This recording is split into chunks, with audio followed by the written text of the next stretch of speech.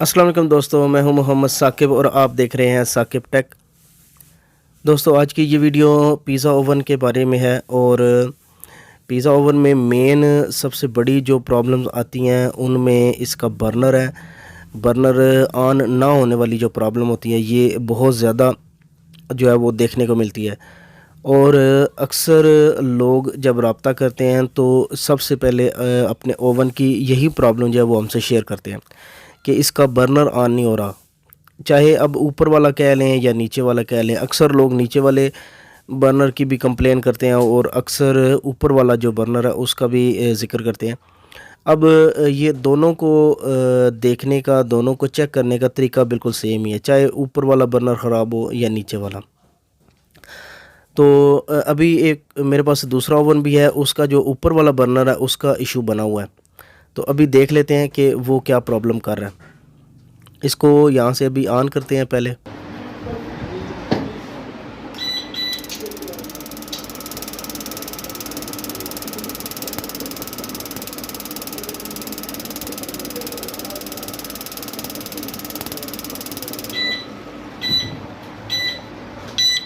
तो ये जो ऊपर वाला बर्नर है उसमें भी यही प्रॉब्लम है कि वो स्पार्क कर रहा है लेकिन फ्लेम जो है वो नहीं पकड़ रहा। और बिल्कुल सेम इसी तरह ये दूसरा ओवन है जिसकी नीचे से टाइल मैंने हटाई हुई है, नीचे वाला बर्नर, इसमें भी यही सेम प्रॉब्लम है कि इसका स्पार्क तो यहाँ से कर रहा है लेकिन फ्लेम ये आगे से नहीं पकड़ रहा। तो यही मेन इसका मेजर इशू है और अक्सर लोग यही कंप्लेन करते हैं कि जी वो स्पार्क कर रहा है, उसके स्पार्क वो नज़र आता है लेकिन आगे बर्नर जो है वो ऑन नहीं हो रहा होता।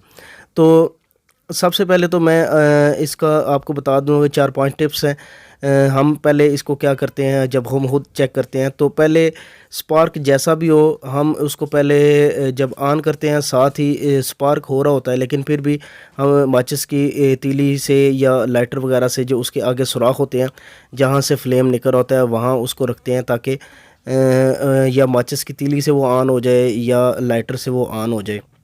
तो अगर माचिस की तीली से बर्नर ऑन हो जाता है तो फिर हम इसका जो लाइटर का जो स्पार्क निकल रहा होता है उसको हम जज करते हैं खुद ही कि क्या वो बहुत वीक तो नहीं है जो उसका करंट सा निकल रहा होता है। अगर वो करंट बिल्कुल वीक है तो इसका मतलब है इसकी इग्निशन किट जो है वो ख़राब हो चुकी है। फिर हम इसकी इग्निशन किट जो है वो नई लगा देते हैं और इग्निशन किट को चेंज करने पे भी ऑलरेडी मेरी वीडियो मौजूद है मेरे चैनल पे, वो आप देख सकते हैं। तो लेकिन अगर वो करंट जो है वो बिल्कुल ठीक है, वो तेज़ करंट है, तो फिर हम सिर्फ उसको एडजस्ट करते हैं थोड़ा सा उस करंट को, जो गैस जहाँ से निकल रही होती है, जिन सुराख में से गैस निकल रही होती है उनके बिल्कुल सामने उसको एडजस्ट करते हैं कि वो अपनी जगह पे आए और फ्लेम को पकड़े। तो ये अगर इस तरह करंट हो तो वो बिल्कुल ठीक होती है, इग्निशन किट बिल्कुल ठीक होती है। लेकिन अगर वो माचिस की तीली लगाने से भी बर्नर ऑन नहीं होता तो फिर इसका मतलब है कि उसमें गैस आ ही नहीं रही बर्नर में। तो उसमें फिर हम इसको चेक करते हैं कि इसके सोलोनाइड वॉल जो है ये काम कर रहे हैं या नहीं कर रहे, क्योंकि जब तक ये सोलोनाइड वॉल दोनों वर्क नहीं करेंगे या दोनों में से कोई एक वर्क नहीं करेगा तो गैस आगे नहीं आएगी बर्नर में। और ये नीचे जो कॉपर पाइप लगा है इसमें नहीं आएगी और जब तक इसमें नहीं आएगी फिर आगे उसमें बर्नर में भी नहीं आएगी। तो सोलोनाइड वाल को चेक करने का तरीका ये होता है कि आप सोलोनाइड वाल के थोड़ा सा पास होके सामने से ईंट को जब ऑन करते हैं तो सोलोनाइड वाल एक टिक की सी आवाज़ करता है। तो फिर उससे आपको अंदाज़ा हो जाता है कि ये काम कर रहा है या नहीं कर रहा। और अगर ये आवाज़ देता है टिक की सी तो पता चल जाता है कि ये गैस आगे दे रहा है। तो फिर जब गैस आगे ये दे रहा है तो उसको यहाँ से फिर हम चेक कर लेते हैं कि ये जो पाइप अभी मैं खोल रहा हूँ ये भी जब आप यहाँ से अलग करते हैं इसको बर्नर से, ये ब्लोअर के आगे ये पाइप का जो हिस्सा लगा हुआ है यहाँ पे एक नोज़ल लगी होती है और नोज़ल के ऊपर ये इसका जो कॉपर पाइप है ये लगा होता है। तो इसको यहाँ से भी अलग करके हम देख लेते हैं कि ये जब सामने से ईंट को जब ऑन करते हैं तो सोलोनाइड वॉल जो है वो एक टिक की सी आवाज़ करता है और साथ ही यहाँ इस पाइप में गैस आना शुरू हो जाती है। तो यहाँ से भी इसको दूसरा तरीका ये होता है कि यहाँ से फिर हम उसको चेक करते हैं कि यहाँ गैस आ रही है या नहीं आ रही। अगर यहाँ तक गैस आ रही है तो फिर इसका मतलब है कि ये नीचे जो नोज़ल लगी है, इस नोज़ल के अंदर कोई फ़ॉल्ट है, क्योंकि अगर यहाँ तक आ रही है तो फिर आगे बर्नर में क्यों नहीं जा रही।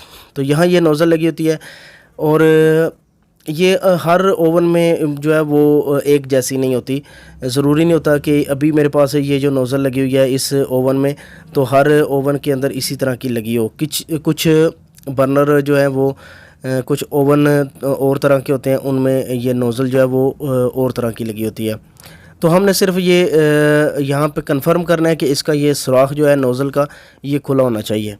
और अगर आप इस नोज़ल को खोल के अगर ये देख लेते हैं कि इसमें अगर कोई ब्लॉकेज है, तो फिर आप ये समझ जाएं कि इशू यहीं पे था। तो आप इसकी नोज़ल को यहाँ पे साफ़ करें और वापस लगा दें। इसके बाद ये जहाँ पे लगती है उस सुराख को भी आपने साफ़ कर लेना है। किसी टेस्टर की मदद से, स्क्रू ड्राइवर की मदद से आपने ये जिस सुराख में लग रही होती है उसको भी साफ़ कर लेना है, कहीं यहाँ नीचे कोई ब्लॉकेज ना हो। क्योंकि हो सकता है आप देखें कि नोज़ल का जो सुराख है वो ठीक है, आप वापस लगा दें, लेकिन फिर भी मसला हल ना हो। तो अभी आप देखें, ये अब सारा कुछ अगर आप चेक कर लेते हैं, इसका पाइप भी, इसके सोलोनॉइड वॉल भी, इसकी नोज़ल भी, सारा कुछ देख लेते हैं, और फिर भी सारा कुछ क्लियर होने के बावजूद अगर ये बर्नर ऑन नहीं होता, तो फिर इसके बाद तीसरा पॉइंट ये है कि इसके ब्लोअर जो हैं, ये ब्लोअर जैसे ऊपर वाला मैंने आपको ये दिखाया, इसका जो एयर वाला ऊपर कवर है ये नीचे था पहले, तो ये ब्लोअर अपनी पूरी स्पीड से चल रहा है या नहीं चल रहा, ये तीसरी चीज़ है। ये भी आपने बड़े ध्यान से देखना है कि ये अभी नीचे वाला ब्लोअर है, मैंने पहले ऊपर वाली ईंट को ऑन किया और साथ ही ऊपर वाला जो ब्लोअर था वो ऑन हो गया। अब इसी तरह नीचे वाली ईंट को ऑन किया और अभी नीचे वाला जो ब्लोअर है ये ऑन है। ये तीसरी चीज़ है, ये आपने ज़रूर इसको ज़हन में रखना है कि अगर सारा कुछ क्लियर है, आगे गैस भी बिल्कुल ठीक है, नोज़ल भी बिल्कुल साफ़ है, तो ये ब्लोअर शायद ब्लोअर का इशू ना हो, ये भी आपने देखना है। अगर ये ब्लोअर अपनी पूरी स्पीड से नहीं चल रहा होता तो इसकी वजह से भी बर्नर आगे ऑन नहीं होता, क्योंकि सिर्फ गैस आगे जाने से बर्नर ऑन नहीं होता। ये ब्लोअर जो है इसका चलना बहुत ज़रूरी है अपनी पूरी स्पीड से। तो अगर ये ब्लोअर ना ऑन हो रहा हो तो आप ये इसमें नया लगा सकते हैं। वो उस पर भी वीडियो जो है वो मैं बना दूंगा। सिर्फ वो पेच यहाँ से 4 खोल के तो आपने उसको चेंज ही करना होता है। तो बाज़ औक़ात इसके ऊपर एक छोटा सा कैपेसिटर भी लगा होता है, जैसे आम ये देखें इसके ऊपर एक कैपेसिटर लगा होता है, बाज़ औक़ात ये भी ख़राब हो जाता है। तो ज़रूरी नहीं होता कि पूरे का पूरा ब्लोअर भी ख़राब हो सके।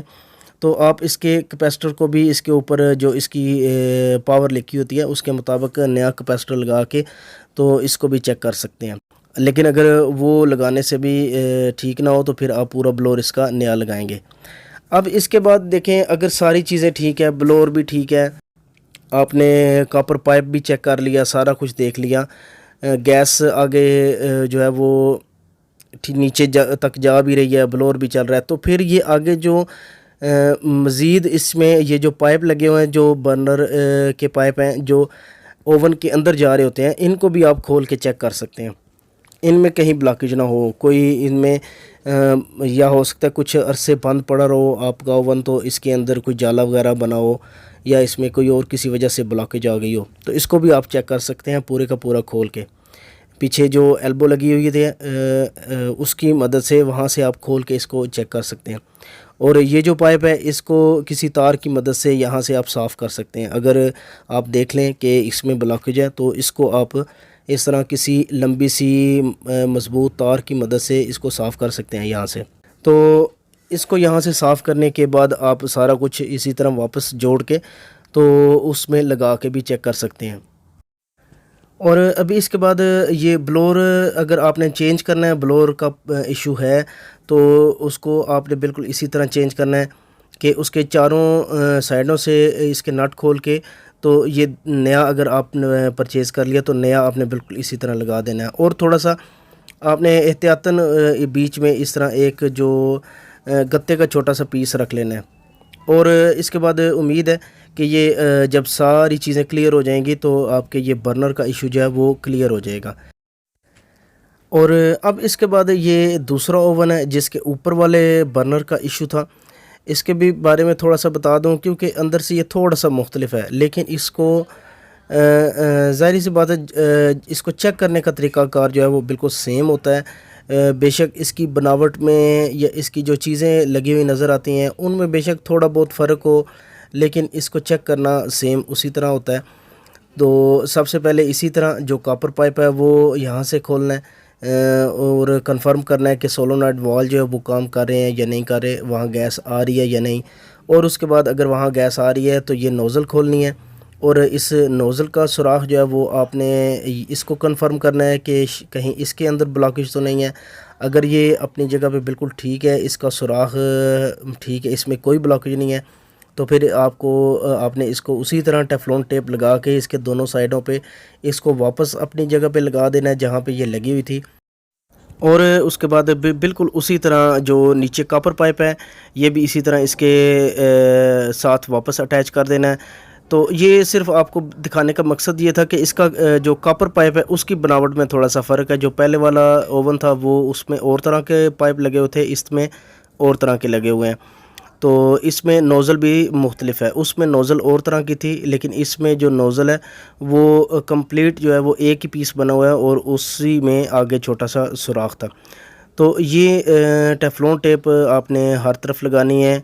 इस जो नट को मैं जो टाइट कर रहा हूँ इसके नीचे वाले हिस्से पे भी टेप लगानी है और दूसरी साइड पे भी। तो अभी इसको भी सारा उसी तरह मैंने सारा क्लियर किया है, हर तरफ से इसको कंफर्म किया है कि कहीं कोई ब्लॉकेज ना हो। तो अब इसको चेक करते हैं ऑन करके।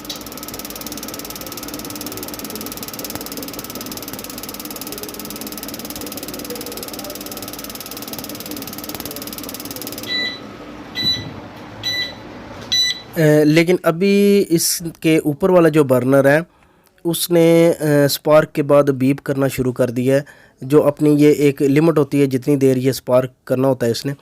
तो जब आप सारा कुछ क्लियर कर लेंगे, हर चीज़ आपने क्लियर कर लिया है, सारा कुछ आपको पता है कि बिल्कुल ठीक है, गैस बर्नर में आ भी रही है, तो तब उस सूरत में आप यहाँ से सिर्फ ब्लोअर से थोड़ी सी एयर को कम करेंगे। तो एयर को कम करने के बाद दोबारा मैं इसको एक बार ऑन करूँगा।